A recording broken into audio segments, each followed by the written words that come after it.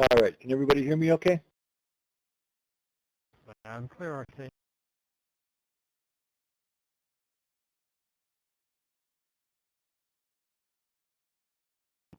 All righty.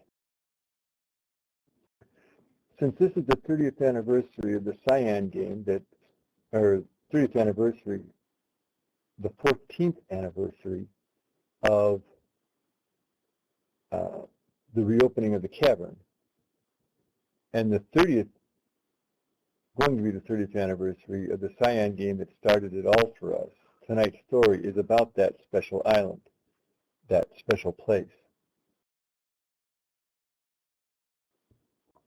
Tonight, you will hear excerpts from my various stories on the history of Denis, blended together to form a, hopefully, complete history of H's refuge.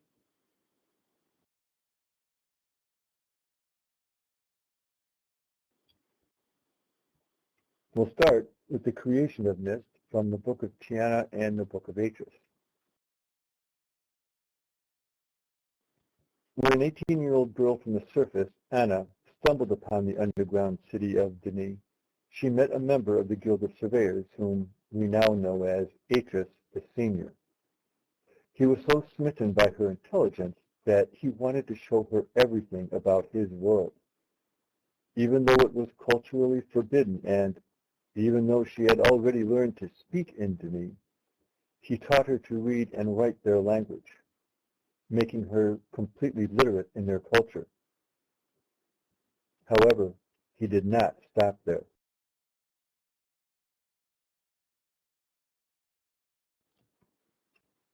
He had obtained a cornea, a blank book.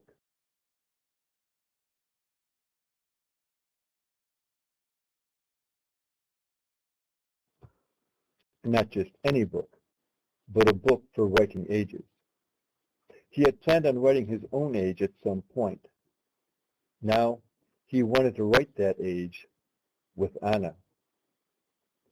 So, though, again, it was culturally forbidden, he taught her the Garo Hevti, the great words that were used to create descriptive books, to create ages.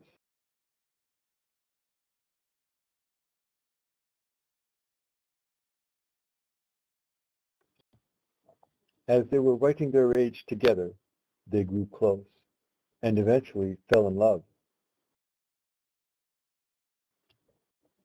There were initial problems. When Viovis found out about the fact that Atris Sr. had taught Anna the Garo Hevti and how to write an age, he had their book confiscated.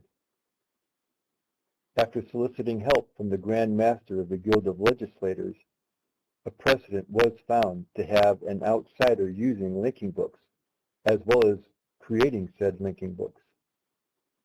That precedent led to their book being returned to them, and everything returning to the way it was, except, of course, in Viovis's eyes.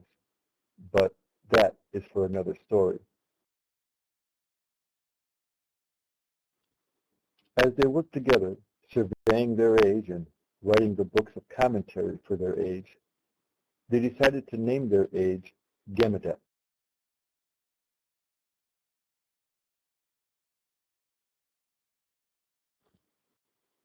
After their favorite game that they played to pass away their downtime.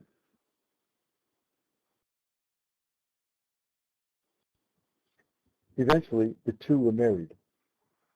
He loved hearing her stories about her previous life on the surface. The Denis word Tiana means storyteller. Since her name was Anna, he used a play on words to give her a pet nickname, Tiana.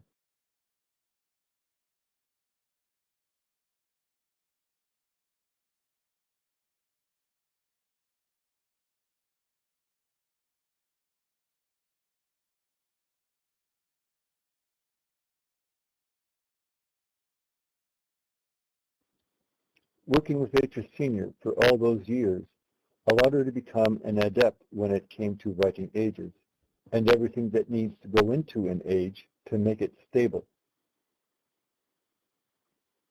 Fast forward approximately 60 years, give or take a few years, to, again, approximately 9438.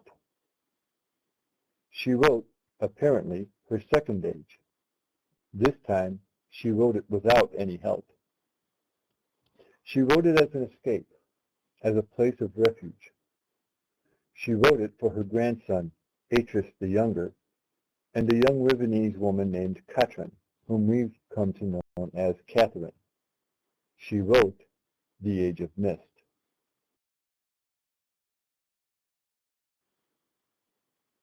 Her son, Gen, had allowed his beliefs regarding Denis and, subsequently, his behavior to spiral out of control. He needed to be stopped. The Age was written as a means of escape from Riven for Atris and Catherine. After destroying all of the linking books in Riven, the only book remaining was the linking book to Mist. As he linked out, Atris let the Mist linking book fall into the Starfisher, hoping it would be destroyed. Of course, we now know that it wasn't. The Starfisher itself linked to the New Mexico desert, thanks to Catherine's intuitive use of the Garo Hevti. It was after linking to Mist, after Gen was effectively trapped on Riven, that Atris received quite a surprise. He had thought that Mist was written by Catherine and was expecting only her to be present when he arrived. He was shocked to see his grandmother there. He had believed that he would never be able to see his beloved grandmother again. Yet there she was. It was then that the two women explained what they had done.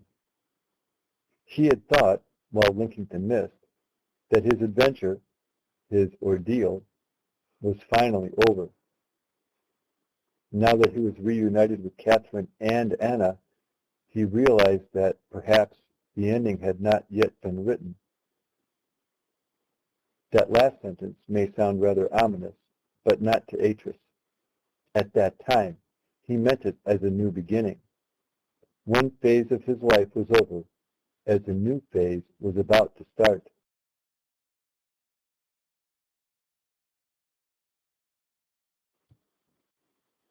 Atris and Catherine were married on Mist. The following year, Akinar was born. 2 years later, their second son, Cirrus, was born. Life was idyllic on Mist for many years.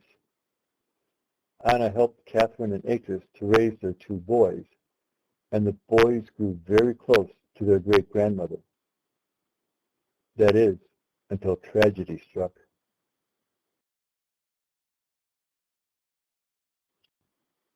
While exploring one of the ages that Catherine had written, Anna contracted an illness. Unfortunately, that illness proved to be fatal. Whether it was due to Anna's advanced age or the illness's virulence, we don't know. I would suspect that it was a combination. Atris took the death of his grandmother hard, very hard.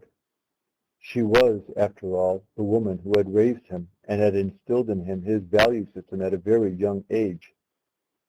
While we can imagine that he took Anna's death as stoically as he took the death of his cat, Flame, when he was still a young lad, we also know that he did not cope with his loss nearly as well.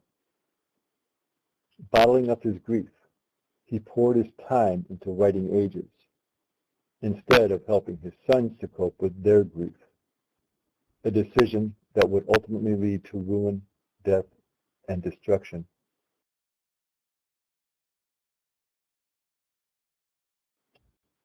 It seems that Catherine did not cope with Anna's loss very well either.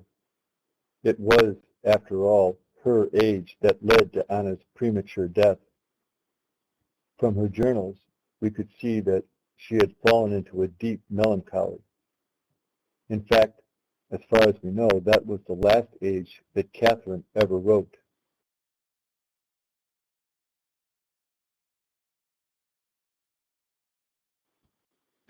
We don't know how much emotional support she was able to give to her sons. She may have turned to being overly protective after the loss of Anna. In fact, Cyrus talked in the journal he wrote while in his prison age of Spire about his mother's endless hand-wringing. That type of behavior, as defined by the Merriam-Webster dictionary, is indicative of an overwrought expression of concern or guilt that would fit with Catherine's feelings of guilt over the death of Anna, as well as her feelings of having failed her sons, that they felt compelled to go on such a destructive bent. Her hand-wringing probably was not a new behavioral tic. It probably began with Anna's death.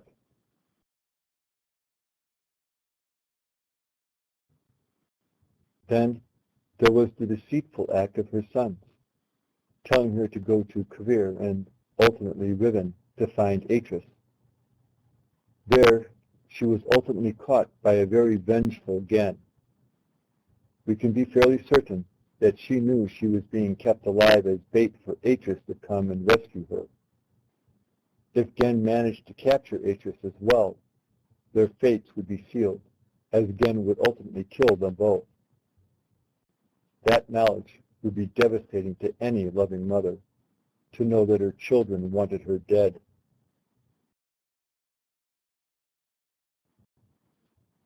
Knowing that her sons had sent her beloved Atris to Kavir as well, with no access to food or water, would be equally devastating.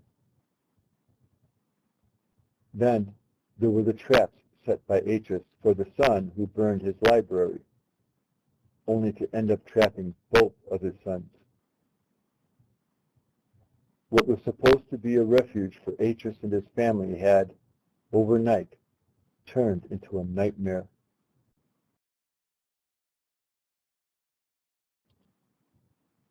Yusha spoke of this in her reasoning for not returning to Mist. She noted that what was initially a refuge for her family had become a prison.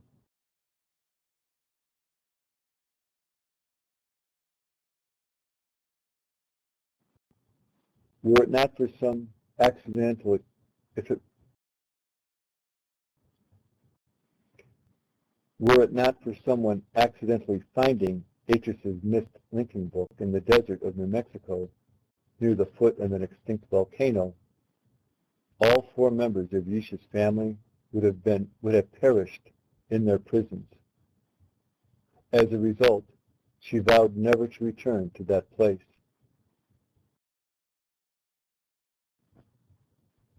Fortunately, that unknown and unnamed person chose to touch the linking panel on the book. Equally fortunate was the fact that this stranger had the mental acuity to figure out what had happened on the island refuge, rescue Atris, and ultimately Catherine.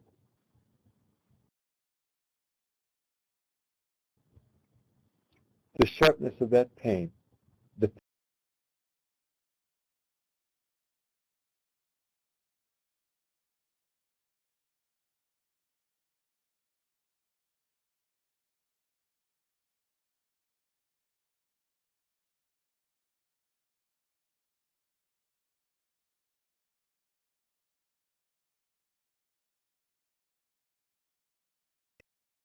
sorry about that.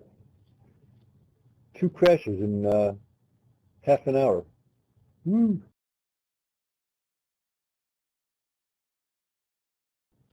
I take it everybody can still hear me okay?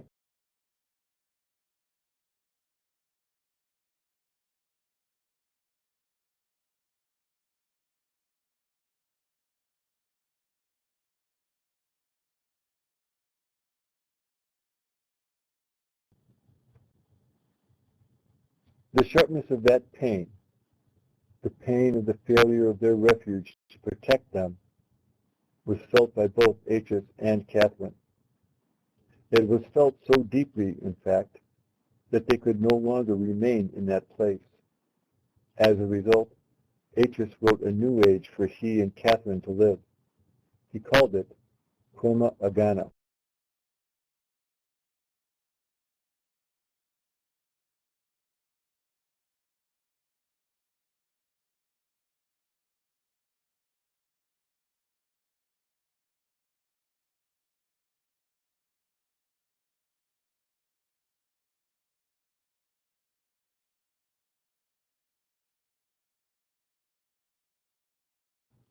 From there, he wrote an age called Aberon.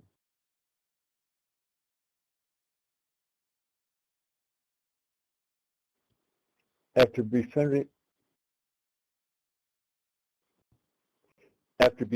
the people of Aberon, he enlisted some of the young people there to open up his prison in Kavir.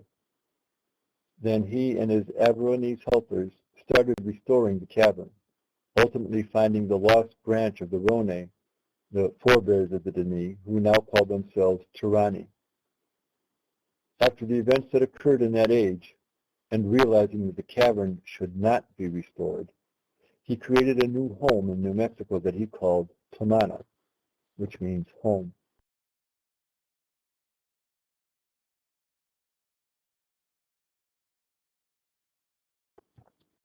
By that time, their third child, Yisha, was born.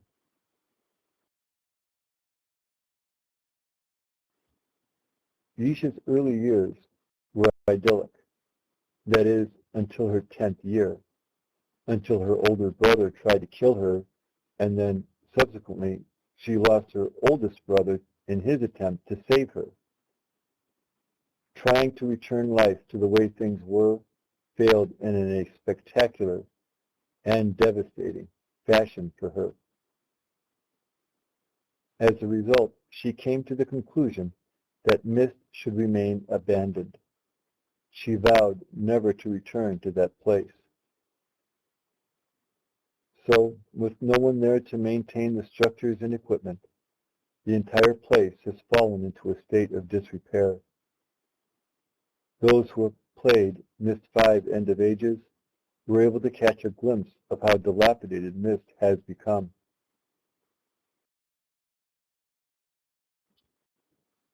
When Nisha created her Path of the Shell journey, the door leading from the library on Mist was blocked. Since this was not a DRC-approved age, we know that they had nothing to do with it. That means it was blocked by either Yisha, the Barrow, or both.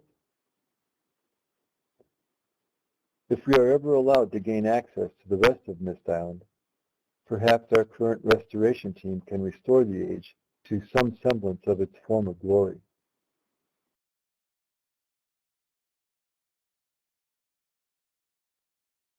Sorry about that.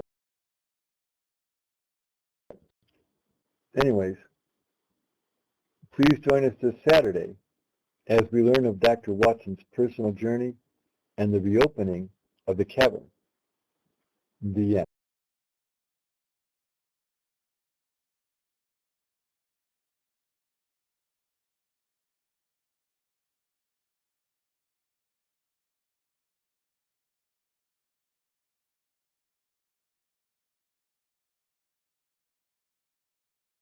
Thanks, Neva. Thanks, Scott.